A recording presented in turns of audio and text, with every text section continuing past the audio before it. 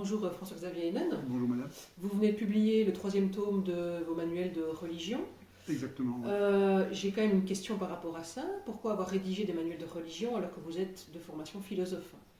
Alors oui, je suis philosophe, mais je suis aussi professeur de religion. C'est la raison pour laquelle j'ai eu envie de faire une jonction entre les cours de philosophie et la philosophie qui est ma passion, et mon métier de professeur de religion, en donnant une vision un peu philosophique de ce qu'est le programme de religion, puisque ces manuels sont inspirés assez directement, j'y reviendrai, sur les programmes de religion.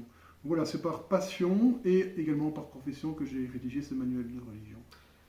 Si vous deviez mettre en évidence les atouts de ces manuels, que diriez-vous? Alors, les atouts, je pense qu'ils sont directement adaptés à des professeurs. C'est une des raisons pour lesquelles je les ai écrits, c'est qu'ils sont directement adaptés aux professeurs qui donnent le cours de religion en complément, c'est-à-dire des professeurs qui donnent français, par exemple, ou histoire, ils doivent compléter leur horaire avec le cours de religion, et qui n'ont pas forcément reçu la formation adéquate, qui ne connaissent pas les différentes compétences, etc. Donc le manuel a été conçu pour eux, c'est-à-dire qu'il est complet, avec les notes de professeurs, les notes pour les étudiants, qui peuvent être photocopiées librement, ensuite les interrogations, les interrogations et les exercices, et puis toutes les réponses aux interrogations et aux exercices.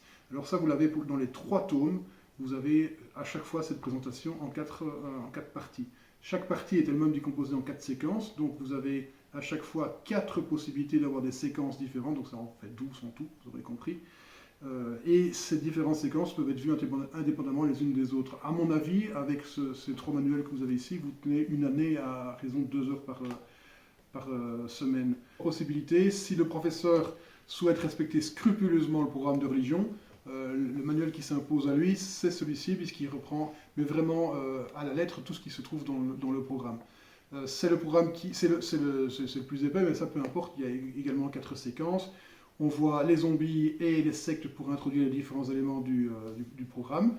Ça, c'est le manuel le plus complet et vraiment qui respecte totalement le programme. Alors, les 2 autres, je vais les prendre dans l'ordre de parution. Celui-ci respecte assez bien le programme, donc il est compatible avec le programme. Donc, toutes les compétences s'y trouvent évidemment, hein, mais il ne prend pas systématiquement chaque point du programme.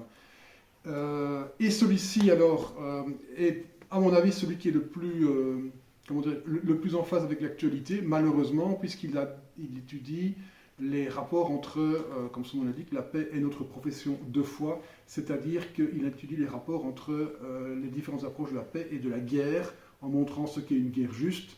Il est plus petit, il y a 4 séquences, mais il peut être vu beaucoup plus rapidement. Donc pour un remplacement de petite, un petit remplacement, celui-ci est sans doute plus adapté. Il permet d'aborder la situation géopolitique actuelle, donc les guerres en cours, tout en abordant jamais directement les guerres spécifiquement. Donc en fait, on plonge les étudiants dans des situations qui ne sont pas les situations réelles, mais qui ressemblent étrangement. Ce qui permet d'éviter les levées de boucliers de ceux qui sont déjà pour un camp ou pour un autre. Merci à vous, merci d'avoir répondu à nos questions. Je vous en prie. Merci.